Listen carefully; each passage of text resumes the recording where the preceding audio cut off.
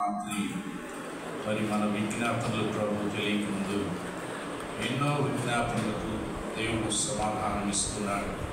వాటన్నిటిని బట్టి ఈ రాత్రి కొద్ది నిమిషాలు మనందరం కలిసి ప్రభుని ఆరాధించి ఆ తర్వాత కొద్ది మాటలు లేఖనాలు జ్ఞాపకం చేసుకుని ప్రార్థనలోనికి వెళ్దాం. అపోస్తలుడైన పౌలు తిమోతికి వ్రాసిన 2వ పత్రిక. యేసు క్రీస్తు ప్రభువును అసలు ఎందుకు ఆరాధించాలో నేను లేఖనాల్లో కొన్ని మాటలు మీకు జ్ఞాపకం చేస్తాను. చూడండి, అపోస్తలుడైన పౌలు తిమోతికి వ్రాసిన 2వ పత్రిక 2వ అధ్యాయం 2వ పత్రిక 2వ అధ్యాయం 8వ వచనం మనందరం కలిసి చదువుకుందాం. 8వ వచనం, నా స్వార్థ ప్రకారం దావీదు సంతానములో పుట్టి మృతులలో నుండి లేచిన యేసు క్రీస్తును జ్ఞాపకము చేసుకొను.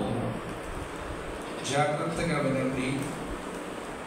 ఈ 2వ తిమోతి పత్రిక పౌలు గారు చనిపోయే ముందు రాసిన పత్రిక ఇది. రోమా రామవారు ఆల్రెడీ పౌలు గారిని శిరచ్ఛేదన చేయడానికి ఆల్రెడీ ప్లాన్ వేసేసారు.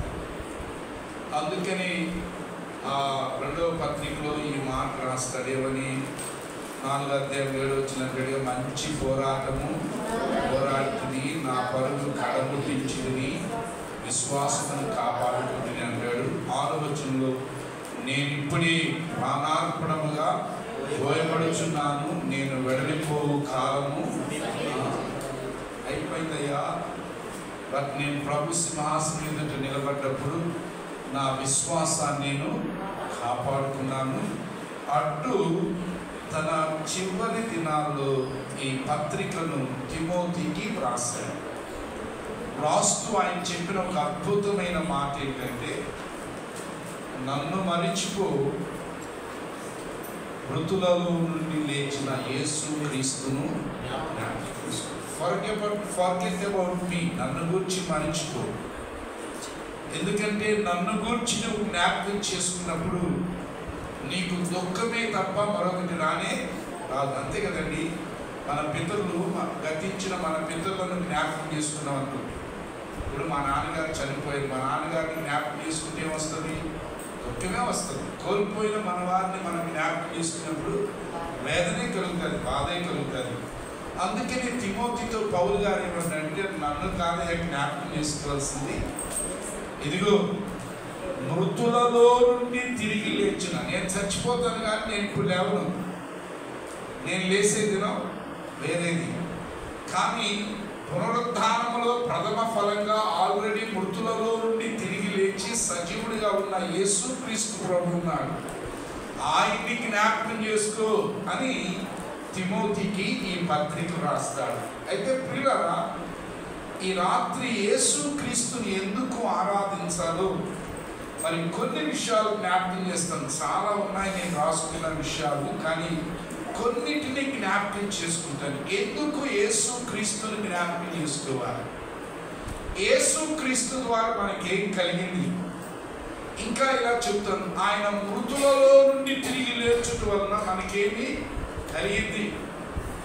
యేసు క్రీస్తు ప్రభు పునరుద్ధానుడై లేచుట వలన మనకు కలిగిన మేలేంటి? మనకు కలిగిన లాభం ఏంటి?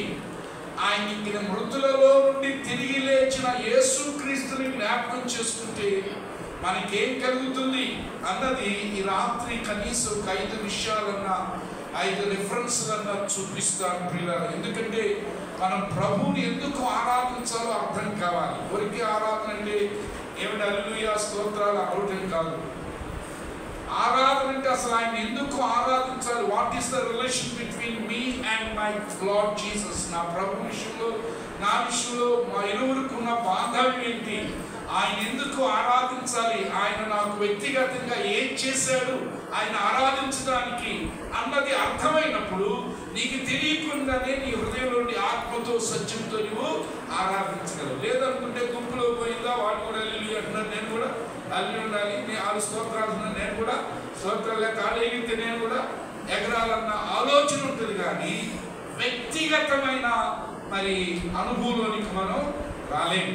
అందుకని రాత్రి యేసుక్రీస్తు ప్రభు మన కొరకు మృతి చెందాడు కదండి, దాంట్లో అనుమానం ఏమీ లేదు. దాన్ని అందరూ అంగీకరిస్తారా? He died only for us. ఆయన మన కొరకే చనిపోయాడు, మన కొరకే సమాధి చేయబడ్డాడు, మన కొరకే తిరిగి లేచాడు. సో మృతులలో నుండి తిరిగి లేచిన యేసుక్రీస్తు ద్వారా, ఆయన మృతులలో నుండి తిరిగి లేచడం వలన మనకు కలిగిన లాభాలు ఏంటో చాలా ఉన్నాయి బైబిల్లో. ఒక 5 ఈ సమయంలో మీకు చూపించి ఆరాధనలోనికి తీసుకుని వెళ్తాను. ఎందుకంటే you should understand why should we worship Jesus Christ. ఏమండి, మొదటి మాట చదువుదామా? యేసుక్రీస్తు ప్రభు మృతుల్లో నుండి తిరిగి లేచడం వల్ల మనకు కలిగిన మొదటి అనుభవం ఏంటంటే రోమీయులకు రాసిన పత్రిక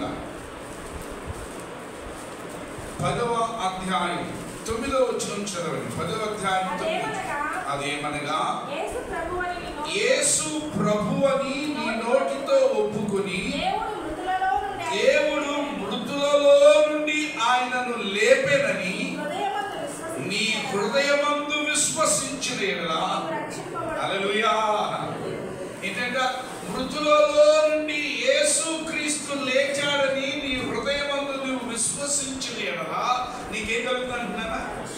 అంటే యేసుక్రీస్తు ప్రభు మృతులలో నుండి తిరిగి లేచుట వలన మనకు కలిగిన మొదటి అనుభవం ఏంటంటే రక్షణ. ఈ మాట అర్థం అవటానికి ఇలా చెప్తాను మీకు అర్థం అవటానికి. దారిన ఏమండి ఎవరో వెళుతున్నారు, ఇలా చెప్తాను ఇంకా మీకు అర్థం అవటానికి. ఇప్పుడు ఆకాశం దారిన వెళ్తున్నాడు,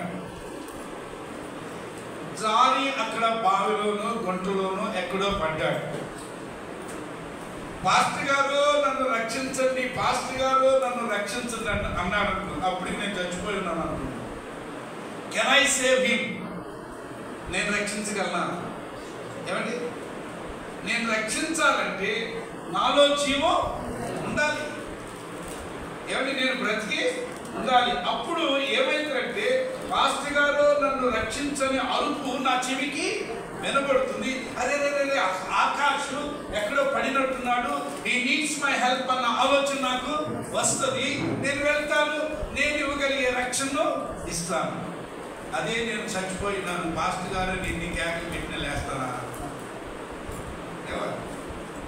సో ఇక్కడ అంటాడు యేసుక్రీస్తు ప్రభు మృతులలో నుండి తిరిగి లేచుట వలన మనకు కలిగిన మొదటి అనుభవం ఏంటంటే రక్షణ. పాపములో నుండి ఆయన మనలను రక్షిస్తున్నాడు. ఏమంటే సాతాను అస్తాల నుండి ఆయన మనలను రక్షిస్తున్నాడు. ఇంకా నిత్య నరకం నుండి ఆయన. సో మీకు అర్థమవుతుందా? బికాస్ ఎందుకంటే ఆయన మృతులలో నుండి లేచిన వాడు కాబట్టి, సజీవుడు కాబట్టి, ఏమండి అన్ని యాక్షన్స్ చేయగలరు. సో అందుకని రాత్రి మృతులలో నుండి తిరిగి లేచి, అందుకే ప్రపంచానికి ఈ నామముననే రక్షణ, మరి ఏ నామమునను రక్షణ. ఎందుకని అంటే ఆయన సజీవుడు. హి can save. When you call him, ఆయన నామాన్ని ఎత్తి పిలిచినప్పుడు ఆయన నిన్ను రక్షించగలడు. ఎందుకంటే ఆయన సజీవుడు కాబట్టి నీ ప్రార్థన వినపడుతుంది. ఆయన సజీవుడు కాబట్టి నీ కొరకు కదలగలడు. ఆయన సజీవుడు కాబట్టి నీ కొరకు పని చేయగలడు. మృతదేహం దగ్గరికి వెళ్ళి, మృతుడైన వారి దగ్గరికి వెళ్ళి నన్ను రక్షించు అంటే ఏం చేయగలడు? హి కెనాట్ మూవ్, హి కెనాట్ హియర్, హి కెనాట్ యాక్ట్. అందుకని రాత్రి యేసుని ఎందుకు ఆరాధించాలి? మృతులలో నుండి లేచిన యేసుని ఎందుకు జ్ఞాపకం చేసుకోవాలంటే, నెంబర్ 1, ఆయన మృతులలో నుండి తిరిగి లేచుట వల్ల మన జీవితాలు కలిగిన మొదటి అనుభవం. రెండో విషయాన్ని చూపిస్తారు. అపోస్తుల కార్యములు 3వ అధ్యాయం. అపోస్తుల కార్యములు 3వ అధ్యాయం 15-16 వచ్చిన చదవ. 15-16. మీరు జీవాధిపతిని చంపితిరి కానీ దేవుడు ఆయన మృతులలో నుండి లేపాడు, అందుకు మేము సాక్షులము. ఆయన నామమందలి విశ్వాస మూలముగా ఆయన నామమే మీరు చూచి ఎరిగి ఉన్న వీరిని హల్లెలూయా చదివానా ఆయన వల్ల కలిగిన విశ్వాసమే మీ అందరి ఎదుట వీరికి ఈ పూర్ణ స్వస్థత. రెండవ సత్యం చాలా క్లియర్గా రాస్తున్నాడు. మీరు చంపింది ఎవరితో తెలుసా? జీవాధిపతి అయిన దేవుడు. ఆల్రెడీ ఆయన జీవానికి అధిపతి ఆయన. నిజంగా ఇది ఎంత హేళనగా ఉందనిపిస్తున్నావు ఎవరికి? ఎందుకంటే జీవాదిని చంపడం వీలవుతుందా? ఎవరి జీవాదిని చంపడం ఎవరి వల్ల కాదు. కానీ వారి సాటిస్ఫాక్షన్ ఏంటంటే, ఎవరి వారి సంతృప్తి ఏంటంటే, మేము జీవాధిపతిని చంపేసాం. కానీ ఆయన జీవాధిపతి అన్న సత్యం వారికి తెలియదు. అందుకనే ఆయన జీవాధిపతి కాబట్టి మేము చంపేసామని అనుకుని మీరు సమాధి చేసిన ఆయన మూడో దినాన్ని ఏం చేశాడు? తిరిగి లేచాడు. ఎందుకంటే ఆయన జీవాధిపతి. అయితే ఇక్కడ రెండవ వారం ఏం చెప్తున్నాడంటే, ఎవరి ఇక్కడ స్టోరీ తెలుసు కదా, శృంగారం అనే దేవాలయంలో ఎవరి కుంటువాడు కూర్చుంటే పేతురు యోహానులు నజరేయుడైన యేసుక్రీస్తు నామములో లేచి నడిచారు. ఇప్పుడు అది పెద్ద డిస్కషన్ ఎవరి దగ్గర? పరిశీలి దగ్గర. అప్పుడు చెప్తున్నారు పేతురు యోహానులు, మీరు జీవాధిపతి యేసును చంపారు కానీ దేవుడు ఆయన లేపాడు, ఆయనే వీరిని బలపరచెను. ఏం చేశారంట? ఆయనే వీరిని బలపరచెను. అంటే రెండవ సత్యం, మృతులలో నుండి యేసుక్రీస్తు లేచుట వల్ల మనకేమొచ్చిందో తెలుసా? బలం. నేను క్రైస్తవ బలం ఏంటో తెలుసా ఈరోజు? ఏమండి? యేసుక్రీస్తు మృతుల నుండి లేవటమే క్రైస్తవ బలం. ఎందుకంటే ఆయన చచ్చిపోయిన దేవుడైతే బలం ఉండేది. మీకు అర్థమవుతుందా? సిలువ విలువను తెచ్చింది కానీ యేసుక్రీస్తు పునరుద్ధానం మనకేం తెచ్చిందో తెలుసా? బలము తెచ్చింది. అందుకని ఇంకో చోట మీరు ఫిలిప్పీ పత్రికలో చదివితే 3వ అధ్యాయం 9-10 వచనాలు చదివితే, యేసుక్రీస్తు పునరుద్ధాన బలము ఎరుగు నిమిత్తము అంటాడు. ఎవరు? అపోస్తలుడైన పౌలు. సో మృతులలో నుండి యేసుక్రీస్తు తిరిగి లేచుట వల్ల మనకేమొచ్చిందన్నా? బలం. ఇక్కడ కుంటోడు కానీ యేసుక్రీస్తు పునరుద్ధానుడు కాబట్టి ఆ బలం ఉంది కాబట్టి వెళ్ళి ఆ కుంటోడితో, ఇదిగో మా యొక్క వెండి బంగారములు లేవు కానీ మా కలిగింది ఇస్తున్నాం, నజరేయుడైన యేసుక్రీస్తు నామములో లేచి నడవమంటే బైబిల్ రాసిన మాటలు, వాని పాదములను చీల మండలములను బలమునుందెను. ఏమందిందంట? బికాస్ ఆయన ఎవరి మృతులలో నుండి లేచిన దేవుడు కాబట్టి he can give us strength. ఆయన మనల్ని బలపరచడు. అదే మృతుడైన దేవుడైతే బలపరచగలరా? ఏమండి? మృతుడైన దేవుడైతే ఆయనకే బలం లేక చచ్చిపోయింది, ఆయన ఏం బలపరుస్తాడు మనం? ఏమండి? మూడో విషయం చూపిస్తా.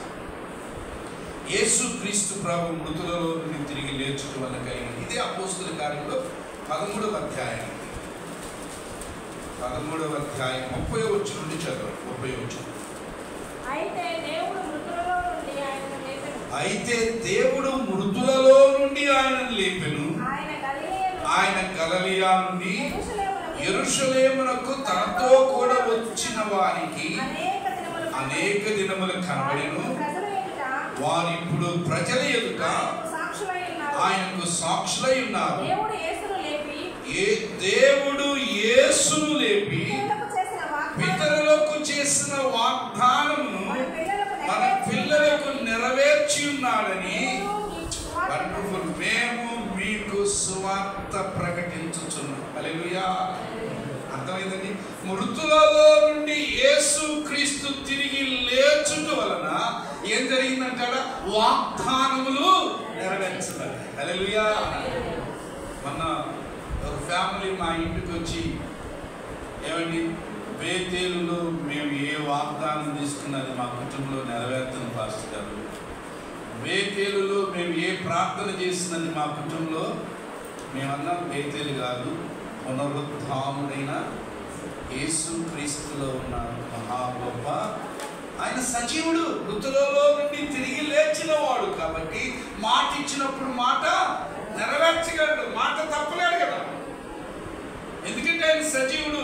ఉదాహరణకి ఇలా అనుకున్నామండి, ఇప్పుడు నేను ఏదన్నా మాట ఇచ్చాను స్పర్జనికి, ఏమండి నేను బ్రతుకున్న దినాల్లో మాట అన్నా నెరవేర్చాలి, లేకపోతే మొహం అన్న తెప్పించుకుని వెళ్ళాలి కదా. ఎందుకంటే నేను ఈ మాట ఇచ్చానే, నాకు ఎదురు పడ్డప్పుడల్లా నేను ఏం చేస్తాను, ఎస్కేప్ అవుతాను, ట్రై చేస్తాను. కానీ పిల్లరా ఆయన మాట తప్పని దేవుడు కాబట్టి ఆయన మృతులలో నుండి తిరిగి లేచుట వలన తప్పించుకోవట్లే. ఆయన ఏం చేస్తారంటే వాగ్దానములు, all the promises that have given to us in the Bible have been fulfilled through the resurrection of Jesus Christ. యేసు క్రీస్తు ప్రభు యొక్క పునరుత్థాన శక్తిని బట్టి ఈరోజు ప్రపంచంలో వాగ్దానాలు నెరవేర్చారు. అందుకని అంటాడు మృతులలో నుండి యేసును లేపారు. అక్కడ చాలా క్లియర్గా రాశాడు, దేవుడు యేసును లేపి పితరులకు చేసిన వాగ్దానమును మన పిల్లలకు. సో ఒకటి రక్షణ వచ్చింది, రెండు ఫలం వచ్చింది, మూడు వాగ్దానాలు. దీనిని బట్టి ఆయన మృతులలో నుండి తిరిగి లేచుతాడు. నాలుగో మాట చూపిస్తాడు, మొదటి తెస్సలోనికీయులకు రాసిన పత్రికలో రండి, 4వ అధ్యాయం 14 చదువు. యేసు మృతి పొంది తిరిగి లేచినని మనము నమ్మిన ఎడల అదే ప్రకారం యేసునందు నిద్రించిన వారిని, హల్లెలూయా, వండర్ఫుల్. ఏంటంట యేసు మృతి నొంది తిరిగి లేచినని మనం నమ్మితే అదే ప్రకారంగా మనం కూడా లేపడతాం. హల్లెలూయా. ఇంకొంచెం క్లారిటీ ఇచ్చేదా, మొదటి కొరింథీయులకు రాసిన పత్రికలకు రండి, అక్కడి నుంచి కొంచెం క్లారిటీ ఇస్తారు. మొదటి కొరింథీయులకు రాసిన 15:20 నుండి చదువు. ఇప్పుడైతే నిద్రించిన వారిలో ప్రథమ ఫలముగా క్రీస్తు మృతులలో నుండి లేపబడి ఉన్నాడు. మనుషుని ద్వారా మరణం వచ్చును కనుక మనుషుని ద్వారానే మృతుల పునరుత్థానము కలిగింది. హల్లెలూయా. నెంబర్ 4, మృతులలో నుండి యేసు తిరిగి లేచుట వలన మనం కూడా ఏ అనుభవాన్ని ఇచ్చాడు తెలుసా? దేవుడు పునరుత్థానపు అనుభవం. అంటే ఈరోజు అందుకనే పౌలు గారు అంటున్నాడు తెస్సలోనికీ సంఘం, దేవుని నిరీక్షణ లేని ఇతరుల వల్లే మీరు దుఃఖపడాల్సిన అవసరం లేదయ్యా. మృతులలో నుండి యేసు క్రీస్తు ప్రభు తిరిగి లేచాడని నమ్మితే నువ్వు నేను కూడా లేస్తాం. హల్లెలూయా. అది కదా, ఒక కాలం వచ్చుచున్నది, సమాధుల్లో ఉన్నవారు ఆయన శబ్దం వింటారు, మేలు చేసిన వారు జీవ పునరుద్ధానానికి, కీడు చేసిన వారు తీర్పు పునరుద్ధానానికి బయటికి వచ్చెదరు. సో యేసు క్రీస్తు మృతులలో నుండి తిరిగి లేచుట వల్ల మనం కలిగిన 4వ అనుభవం ఏంటంటే, అదే పెద్దోడు రాశారు, చచ్చినను నన్ను లేపుతాడు, చావు అంటే భయపడరాదు, లేచినాడురా సమాధి గెలచినాడురా. అర్థం గారు ఇష్టంకి ఏమండి, చచ్చినను నన్ను లేపుతాడు, చావు అంటే భయపడ. సో ఒకటి రక్షణ వచ్చింది, 2 బలం వచ్చింది, 3 వాగ్దానాలు నెరవేరుతున్నాయి, 4 పునరుత్థానాలు. చివరి మాట చూపిస్తాను. ఇంకా ఉన్నాయి చాలా, టయాన్ని బట్టి నేను 5 రిఫరెన్స్లు చూపిద్దాం అనుకున్నాను. రండి, పేతురు రాసిన మొదటి పత్రిక, పేతురు రాసిన మొదటి పత్రిక, మొదటి అధ్యాయం 3-4 వచనాలు తెలుసున్నాయి, చదవండి. 3-4 వచనాలు. మన ప్రభువగు యేసు క్రీస్తు తండ్రి అయిన దేవుడు స్తుతింపబడును గాక. మృతులలో నుండి యేసు క్రీస్తు తిరిగి లేచుట వలన, హల్లెలూయా. ఏంటండి, యేసు క్రీస్తు ప్రభు మృతులలో నుండి తిరిగి లేచుట, ఏమిటి లేచుట వలన జీవముతో కూడిన నిరీక్షణ. మనకేమొచ్చిందంటే యేసుక్రీస్తు ప్రభు మృతుల నుండి లేయటం అని ఏమొచ్చిందట? ఎస్, దాన్ని ఏమనంటే మనకు కలుగుట వలన, అనగా అక్షయమైనది, నిర్మలమైనది, వాడవాలని స్వాస్థ్యము మనకు, అంటే సింపుల్ వర్డ్లో చెప్పాలంటే నిత్యత్వం దొరికింది. యేసుక్రీస్తు మృతులలో నుండి తిరిగి లేచుట వలన ఏమండి నిత్య స్వాస్థ్యం మనకు దొరికింది. We got an eternal life. అందుకని అంటాడు జీవముతో కూడిన, అంటే అర్థం ఏంటన్నా? జీవంతో కూడిన నిరీక్షణ అంటే అర్థం ఏంటి చెప్పండి, మీకు అర్థం కాకపోతే చెప్తాను. అలా జీవంతో కూడిన నిరీక్షణ అంటే ఏంటి? చాలా వాటి కోసం నిరీక్షిస్తాం, కానీ ఇది మృతమైనది కాదు, జీవంతో కూడింది. జీవంతో కూడిన నిరీక్షణ అంటే సింపుల్గా చెప్పండి, నేను చచ్చినా బ్రతుకుతాను. నేను చచ్చినా అంటే యేసుక్రీస్తును నమ్మాను కాబట్టి, నేను నమ్మిన యేసుక్రీస్తు ప్రభు చనిపోయి తిరిగి లేచాడు కాబట్టి, ఆయన తిరిగి లేచడం వల్ల జీవముతో కూడిన నిరీక్షణ. అంటే ఇందాక మనం చదివే, మీరు జీవాధిపతిని చంపి సమాధి చేశారు కానీ ఆయన ఏమయ్యాడు మళ్ళా? ఎందుకంటే ఆయన జీవాధిపతి. ఇప్పుడు అదే అధికారం మనకు కూడా ఇస్తున్నాడు. ఏమంటే జీవముతో కూడిన, అంటే ఈ లోకంలో ఏ సమస్య నన్ను చంపినా, ఏ శోధన నన్ను చంపినా, ఏ పరిస్థితులు నన్ను చంపినా, నాలో ఒక జీవపు నిరీక్షణ ఉంది. ఏంటంటే I will reach to the eternal kingdom. So ఇది దేనివల్ల కలిగిందట? యేసుక్రీస్తు ప్రభు మృతులలో నుండి. సో ఇప్పుడు అర్థమైందండి ప్రభుని ఎందుకు ఆరాధించాలి. ఆయన మృతి పొందింది మన కొరకే, సమాధి చేయబడింది మన కొరకే. ఆయన మృత్యుంజయుడై లేచింది మన కొరకే. ఆయన మృత్యుంజయుడై లేకపోతే ఈ 5 అనుభవాలు మనకు లేవు. రక్షణ దొరికేది కాదు, బలము వచ్చేది కాదు, వాగ్దానం నెరవేరేది కాదు, పునరుద్ధాన అనుభవం ఉండేది కాదు, రేపు నిత్య జీవులో ఉంటానన్న నిరీక్షణ ఉండేది.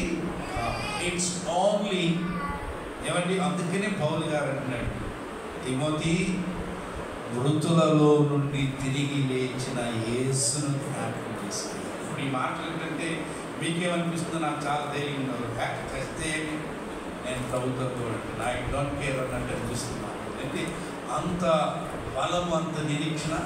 అసలు అందుకనే పౌలు గారు నన్ను జ్ఞాపకం చేసుకోబాకే, నన్ను జ్ఞాపకం చేసుకుంటే గూగుల్ గొప్పడు ముసుగు చేసుకుని ఆడవలసిందే. అయ్యా పౌలు గారు పోయాడు, మా గురువు గారు పోయాడు అని ఆడవలసిందే. అదే యేసుక్రీస్తుని జ్ఞాపకం చేసుకుంటే ఆడవలసిన అవసరం. సో పిల్లల ఈ రాత్రికాల సమయంలో ఆయన మృతులలో నుండి లేచి మనకు రక్షణ తెచ్చాడు. ఆయన మృతులలో నుండి లేచి ఆయన మనకు బలం తెచ్చాడు. ఆయన మృతులలో నుండి లేచి మన పక్షాన వాగ్దానం నెరవేరుస్తున్నాడు. ఆయన మృతులలో నుండి లేచి పునరుద్ధాన అనుభవాన్ని మన కొరకు సిద్ధపరిచాడు. ఆయన మృతులలో నుండి లేచి నిత్య జీవ వారసత్వాన్ని మనకి ఇచ్చాడు. మరి ఇప్పుడు చెప్పండి, ఆయనకి ఆరాధించాలంటారా లేదు? ఆయన థ్యాంక్స్ చెప్పాలంటారు లేదు? ఇవన్నీ ఇవ్వమని నువ్వేమో డబ్బులు ఇచ్చేసేది, ఇవన్నీ చేయి ప్రభావాన్ని నువ్వేమైనా పూజలు చేసావు ఆయనకి? చెట్లకి, శామలకి, పొట్టలకి అన్నిటికీ పూజలు చేసావు, కానీ ఇవి నాకు కావాలయ్యా అని ఎప్పుడన్నా యేసుని పూజించావా? నీవు పూజించుకుందని. అందుకని అంటాడు, మనము దేవుణ్ణి ప్రేమించింది కాదు, తానే మనల్ని ప్రేమించి మన అవసరతలను గుర్తెరిగి ఆయన మన కొరకు భూలోకానికి వచ్చి మన కొరకు సిలువలో వెళ్ళాడి తన రక్తాన్ని చిందించి, ఏమండి ఆయన మన కొరకు చనిపోయి సమాధి చేయబడి మృత్యుంజయుడై వీటిని మనకు సిద్ధపరిచాడు. హల్లెలూయా. ఈరోజు రక్షించబడ్డామంటే, బలహీన స్థితుల్లో కూడా బలమంది బ్రతకగలుగుతున్నామంటే, ఏమండి ఈరోజు అనేక మార్లు దేవుని వాగ్దానాల చేత బలపరచబడి వాగ్దానాల ద్వారా బ్రతుకుతున్నామంటే, రేపు చచ్చిపోయినా నాకు పునరుద్ధానం అన్న నిరీక్షణ, నిత్య జీవం అనే నిరీక్షణ ఉందంటే ఇది ఎవరి ద్వారా? యేసుక్రీస్తు. అందుకని రాత్రి కొద్ది నిమిషాలు లెట్స్ ఆల్ కొద్ది నిమిషాలు ఎవరికి వారు వ్యక్తిగతంగా ఒక 2-3 నిమిషాలు ఇస్తారు. మీకు మీరు బిగ్గరగా ఏమవసరం, in your heart, in your mind, అవును ప్రభువా నీ పునరుద్ధానమే, నువ్వు మృతుల్లో నుండి తిరిగి లేచడం వల్ల ఈరోజు నాకు రక్షణ వచ్చింది, నాకు బలం వచ్చింది, వాగ్దానాలు నా ఎడల ఆయా సమయాల్లో నెరవేరుస్తూ ఉన్నాను. అంతేకాదు ఈరోజు నేను చచ్చిపోయినా మరలా నేను అక్కడ లేస్తాను అన్న నమ్మిక ఉంది. ఇదిగో నిత్య